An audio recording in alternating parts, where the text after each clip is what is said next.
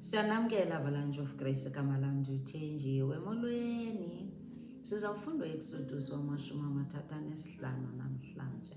Kodwa phambi kokuba siye apho kufuneka siyojonga laa mnqophiso ku-Exodus 34 olwaa hlaziyo lomnqophiso khona into ekufuneka sibonisane ngayo phaya.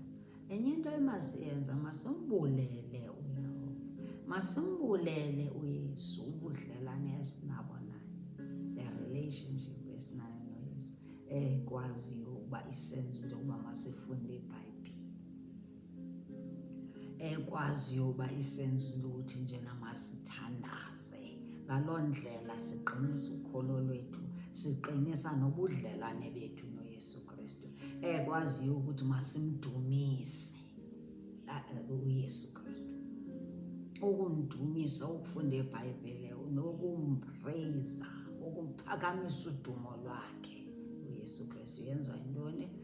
Yenziwa bubudlelwane esinabo naye.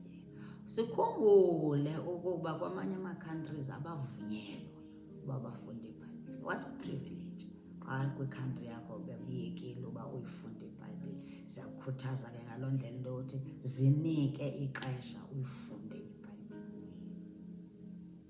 ukwenzela ukuthi naxa udibana ne-attack usahambe unempi ekujongene nayo, iBhayibhile yakho ekude kuwe, kufuneka ukwazi ukuba utsho ilizwi, ukhuphe ibullet yakho. Uyikhupha ngani? Ngelaa lizwi olumemorayizile, elaa lizwi oye wamediteyitha ngalo. Awuzusoluka iBhayibhile ikhona, sinike ixesha loba uyifundele ntoni? Ukuyazi, ngoba sisixhobo sethu kaloku iBhayibhile. Ilizwi lisixhobo sethu, ungayithathi kancinci. Nkosi kakhulu. Sikuvesi 20, uvesi 20 lo kufuneka sijongene naye phaya kolaa hlaziyo. Ithi ke lona izibuko le esile wolikhulula ukulimisela ngexhwala. Ukuba akuthanga ulikhulule ukulimisela, wolaphula intambo. Ithi bonke oonyana bakho bamazibuko uze ubakhulule ngokubamisela, mabangabonakali phambi kwam bengaphethe lutho. Ithi kwilwimi likaJoji, kwi-Good News, ithi no one is to appear before me without an offering.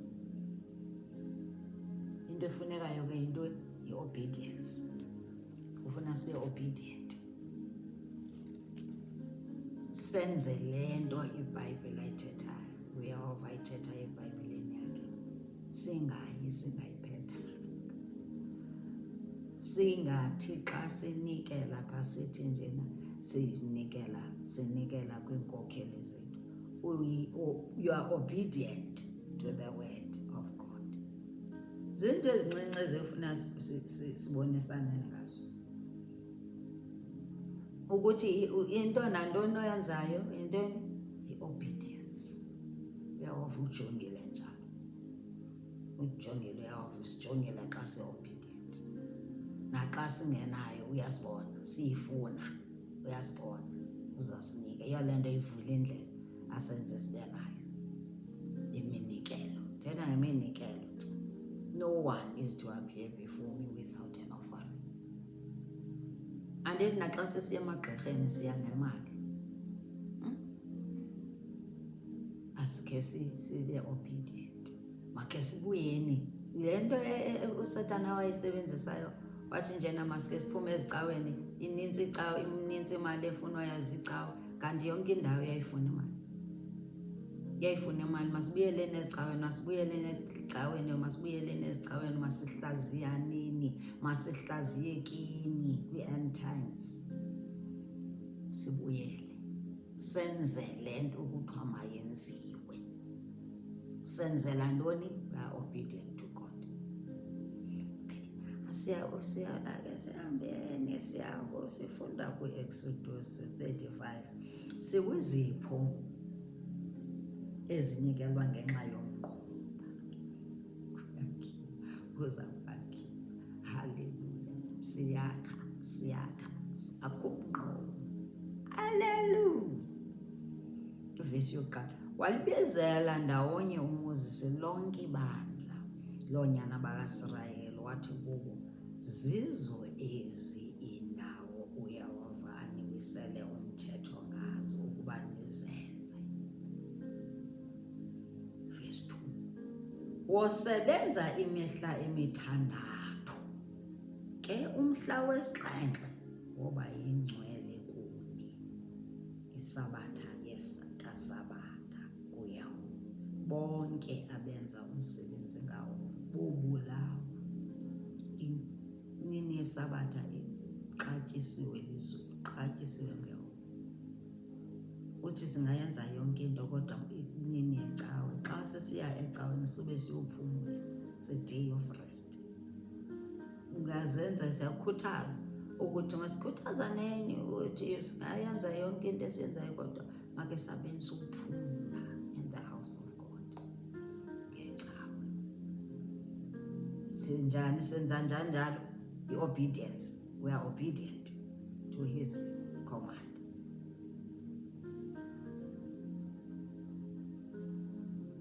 Ngoba kuthiwani?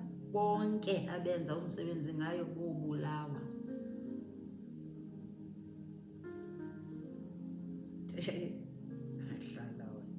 Verse 3, ze ningaphemi imlilo ezindlwini zenu zonke ngomhla weSabatha. Kuthiwa kungabaswa nobasa umlilo.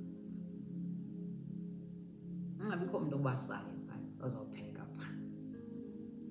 Pheko kuyiwe ecaweni.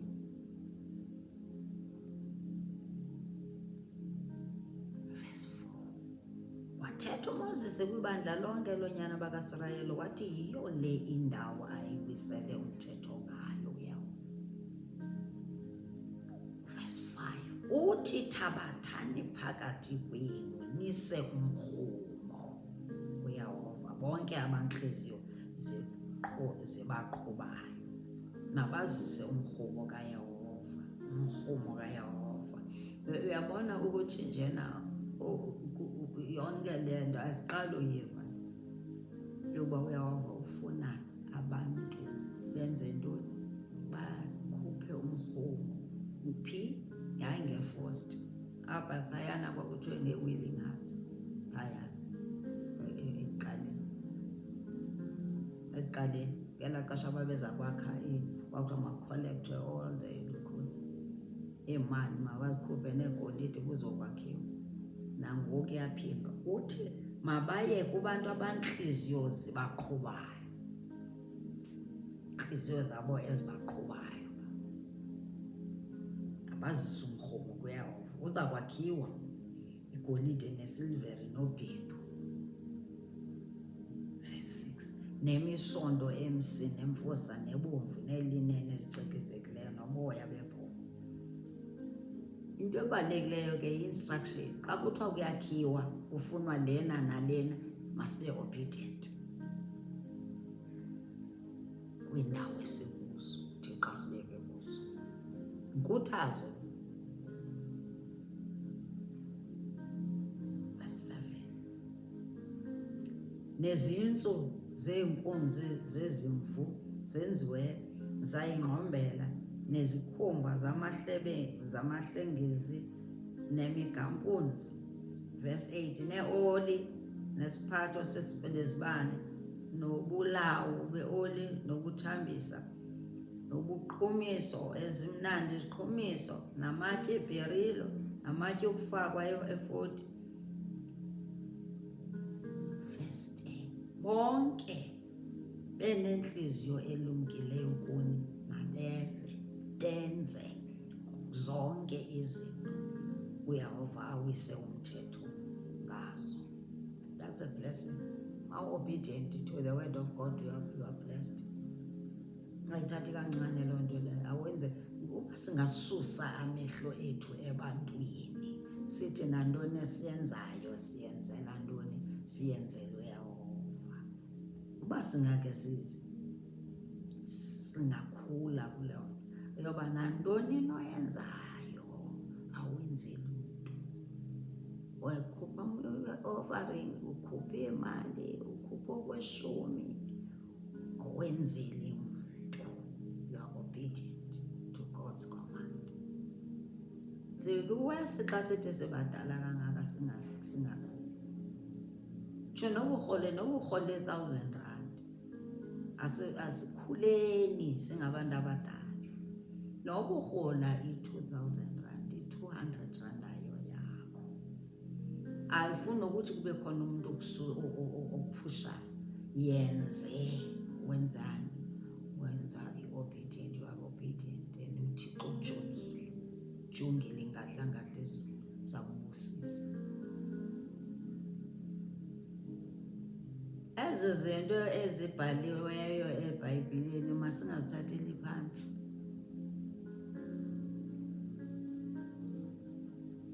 Uthiwa babenze zonke izinto eyawavawise umthetho ngazo. Bonke benenhliziyo ezilumkileyo, wisdom. Benze kuni babeze, benze zonke izinto ngendlela eyawavamisela umthetho ngawo. That's verse 10. Verse 11, umnquba nentende yawo nesigubungelo sayo namagwegwe ayo nemaplanga zayo nemivalo nentsika neziseko. Thethwa namaSrayeli njalo. Verse 12, ityeya nezibonda zayo izihlalo ngoku nokucamakusha nomkhusane nokusithelisa ngoku kuthethwa nathi ngoku. Wayethetha namaSrayeli. Uthetha nathi ukuthi masibe moya mnye. Xa sekuthiwa sithi siyakha, sakhe sibe nomoya omnye. Verse 13, itafile nezibonda zayo neempahla zayo zonke nezonka zokubonisa.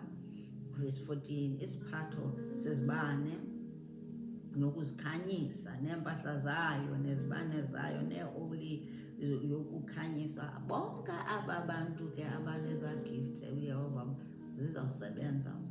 Yiyo le nto kukholekthwa ngoku ii-materials nama-offerings nazo zonke izinto ziyakholekthwa ngoku. Oh, thank you Lord. Verse 15, isibingelelo sokuqhumisa nezibonda zaso neoli zokuthambisa neziqumiso esimnandi sesitheliso somnyango emnyango womnquba. 16, isibingelelo sedini elinyukayo nothango lwaso lobhedu nezibonda zaso neempahla zaso zonke nohehema lwesitya sokuhlambela neseko lwalo. Verse 17, amawundundu entendelezo neentsika zayo neziseko zayo nesisitheliso somnyango somnyango wentendelezo. Verse 18, izikhonkwane zomnquba nezikhonkwane zentendelezo zonke nezitya zaso. Verse 19, izambatho zokubusa zokulungiselela engcweleni nezambatho ezingcwele zikaAroni umbingeleli nezambatho zonyana bakhe zokwenzelelela.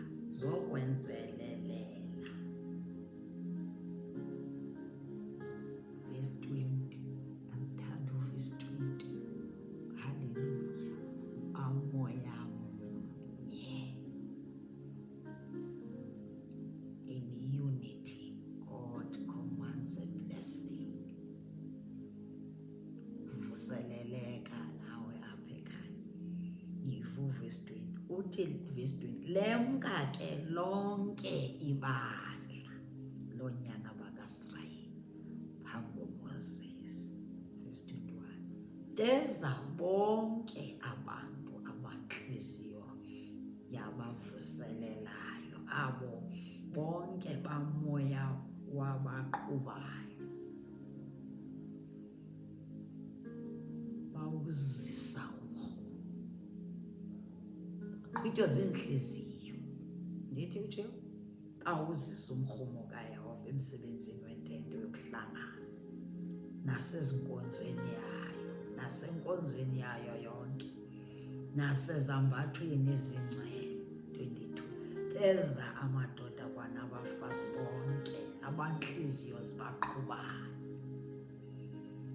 Sithandazeleni inhliziyo ezisiqhubayo nathi kwi-end times, siqhutywe zinhliziyo,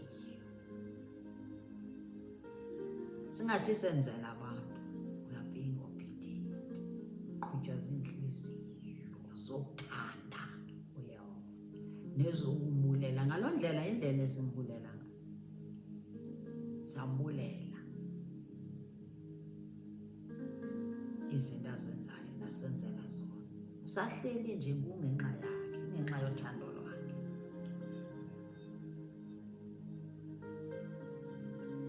Eqhutywa zinhliziyo zabo ezisa izacholo zamajikazi, bazizisa nemisesane nezidanga, yonke impahla yegolide bayizisa.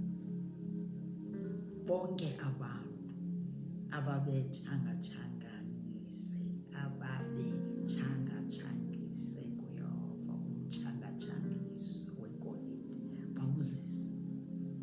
Bonke abantu, 23, bonke abantu abafunyanwa benemisondo emsi nemfusa nebomvu nelineni ecikizekileyo noboya bebhokhwe bazisa. Nezintsu zeenkozi nezimvo zenziwa zayingqombela nezikhumba zamahlanga bazizisa. Oh, hallelujah. Verse 24, bonke abarhumayo umrhumo wesiliva nowobhedu bawuzisa umrhumo kaYehova. Into ethetha ntoni? Into bakhona abanye abangazange bawuzisa. Ndanoba uyandiva. Xa kukho abaziseleyo ngenxa yento yokuphathwa yoba isuke ezinhliziyweni zabo, uyazi ukuthi bakhona abanye abangazange bazise. Ingabi nguwe ke lo ukuthi uyigcine. Yabona uYehova nje obeyibiza nje, uyibiza ngoba eyazi uba ikhona. Ingathi ikhona ungayizisi. Nangu umyalezo wethu, masikhuthazaneni apha ukuthi singathi sinayo singayizisi. Bayizisi. Verse 25, bonke abafazi abanhliziyo zilungileyo basonta ngezandla, abenza izinto ngezandla zabo bazizisa ezo nto zisontiweyo. Imisondo yemsi nemfusa nebomvu nelinene ecikizekileyo. Verse 26, abafazi bonke abanhliziyo yabavuselelayo ngobulumko basonta uboya bebhokhwe. Andithi baneza giftings abaziphiwe nguYehova. Esasipho akuphe sona sisebenzise xa kuthiwa maziyafuneka sisetyenziswe. Sisebenzise in the house of God. Akublesanga nje ukublesele into ukuthi usebenzise, khakusebenzise nalapha in the house of the Lord. Wenzele uYehova, wenzele ukuthi xa uphuma kwakho usebenzisa kwibhizinisi yakho, uYehova azoyibless ibhizinisi yakho. Verse 27, izikhulu zazisa amatye eberili namatye okufakwa efodi naselubengweni nobulawuli. Verse 28, neoli yesiphatho sezibane neyamafutha okuthambisa bazizisa neyeziqhumiso esimnandi. Verse 29, oonyana bakaIsrayeli bazisa kuYehova umnikelo wokuqhutywa yinhliziyo. Oh my God, thank you Lord. Mvuselelo nawo onke amadoda nabafazi bonke banhliziyo zabaqhubayo ukuyizisela yonke imisebenzi awayiwisa umthetho uYehova ngesandla sikaMoses ukuba yenziwe. Wathi uYehova koonyana bakaIsrayeli. Verse 30, khangelani uYehova, umbize ngegama, uBethaleli, unyana ka-Awuri, unyana kaHuri wesizwe sakwaYuda. Umzalise ngomoya kaThixo, ngobulumko nangengqondo nangokwazi nangobungcibe bamashishini onke. Ukuba atheleleke, ayile, asebenze ngegolide nangesilivere, abantu abezaza blessings, aba-blessed ngeza giftings zabo. Sewake siphele phaya uverse 33, uverse 34, uverse 32. Ukuba mabaye phayana bazosebenzisa ezagolide bazokwenza umnqoba, kuyakhiwa, kuyalungiswa, sizayigqibezela. Nawe uzukuzinika itshansi uyifunde uyiqine, ujonge nantoni na ezakwakha. Masijongeni izinto esizasakha eBhayibhileni, singafundi nje iBhayibhile ukuba kusiyifunda, siyifundele ukuba masibone, isibonise indlela, simcele ukuthi njena makasikhanyisele kwindlela yethu yokholo. Noba siyafunda iphi iBhayibhile, nantoni nesiyenzayo masimcele asiphe umoya, sibe moya mnye, sibe sikhuthazeke. Sikhuthazwa yintoni? iBhayibhile. Sikhuthazwa yintoni? Umoya ongcwele. Umoya ongcwele, umoya ongcwele lo ukuthi unathi ukhona, sikhuthazeke, sifunde iBhayibhile, senze le nto ekuthiwa mayenziwe. Ndiyithandile laa vesi etshoyo, ndatsho ndathi le uyoba ngathi ayimemezela nje, ingathi ayi-highlight uverse 20, inkulu, ifuna sikhuthazane ngayo. Ethi nje, no one is to appear before me without an offering. Noba incinci, be obedient. Uba ininzi unayo, be obedient. Ngoba wenzela ntoni? Wenzela umaxhoba yakhe, you are obedient, ukujongile